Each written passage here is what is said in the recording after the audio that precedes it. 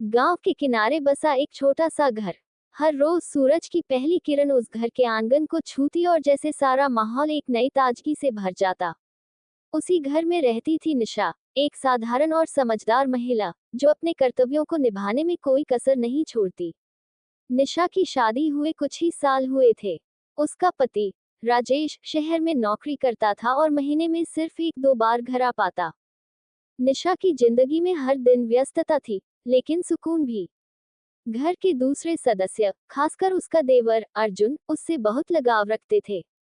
अर्जुन, जो उम्र में निशा से कुछ साल छोटा था, अपनी पढ़ाई पूरी कर रहा था।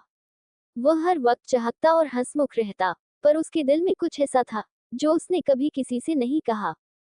अर्जुन और निशा का रिश्ता एक आदर्श देवर भाभी जैसा था। वे एक दूसरे से हर बात साझा करते। निशा ने अर्जुन को हमेशा अपने छोटे भाई की तरह संभाला, लेकिन अर्जुन के दिल में निशा के लिए भावनाएं कुछ और ही थीं। अर्जुन को पहली बार अपनी भाभी के लिए कुछ अलग महसूस हुआ जब वह बारिश में भीगते हुए खेतों से लौट रही थी। उसकी साड़ी गीली थी और वह बालों को निचोड़ते हुए घर की ओर जा रही थी। उस वक्त अर्जुन उसे देखकर बस मंत्रमुग्ध हो गया। उसके मन में सवाल उठा, यह क्या हो रहा है मुझे? उसने खुद को समझाने की कोशिश की, लेकिन भावनाएं काबू से बाहर थीं।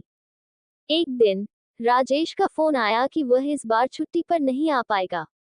निशा ने इसे सहजता से लिया, लेकिन अर्जुन ने देखा कि वह भीतर से उदास थी। उसने भाभी को खुश रखने की ठानी। वह छोटी छोटी बातों से उसे हंसाने की कोशिश करता। कभी खेतों से फूल लाकर देता, तो कभी उसे चाय बनाकर परोसता। निशा को अर्जुन की यह मासूमियत बहुत भाती, लेकिन उसे यह एहसास नहीं था कि अर्जुन की यह मासूमियत धीरे धीरे गहरे प्यार में बदल रही थी। अर्जुन अपने दिल की बात किसी से कह नहीं पाता। वह जानता था कि यह सही नहीं है, लेकिन उसकी भावनाएं उसे कचोटती रहती। एक दिन उसने खुद को रोक नहीं पाया और अपने दोस्त रवि से अपनी भावनाओं का जिक्र किया। रवि ने उसे समझाया, अर्जुन, ये जो तू महसूस कर रहा है, वह तेरा भ्रम है। निशा भाभी तेरे बड़े भाई की पत्नी है। उनकी इज्जत करना तेरा फर्ज है। तू अपने दिल पर काबू कर। अर्जुन ने दोस्त की बात मानी और निशा से दूर रहने की कोशिश की। लेकिन जितना वह दूर जाने की कोशिश करता, उतना ही उसके दिल की भावनाएं बढ़ती जाती। एक शाम निशा को बुखार हो गया। घर में और कोई नहीं था। अर्जुन ने उसकी देखभाल की। उसने निशा के लिए खाना बनाया और उसकी दवा का ध्यान रखा। निशा ने उस रात पहली बार अर्जुन की आंखों में एक अजीब सी गहराई देखी। वह समझ गई कि अर्जुन के मन में कुछ है। निशा ने सुबह होते ही उससे पूछा, अर्जुन, तुम मुझसे कुछ कहना चाहते हो? अर्जुन ने पहले इनकार किया, लेकिन फिर उसके सब्र का बांध टूट गया।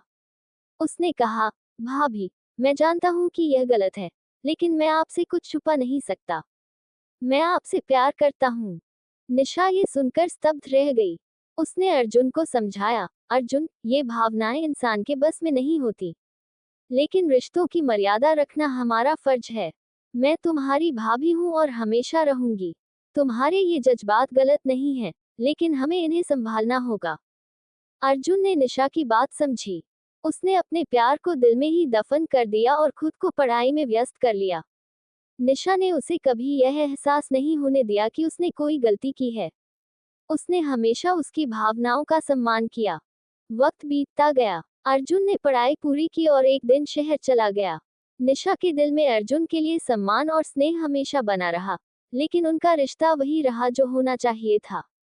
ये कहानी सिर्फ एक तरफा प्यार की नहीं, बल्कि रिश्तों की मर्यादा और मानवीय भावनाओं की जटिलता की है।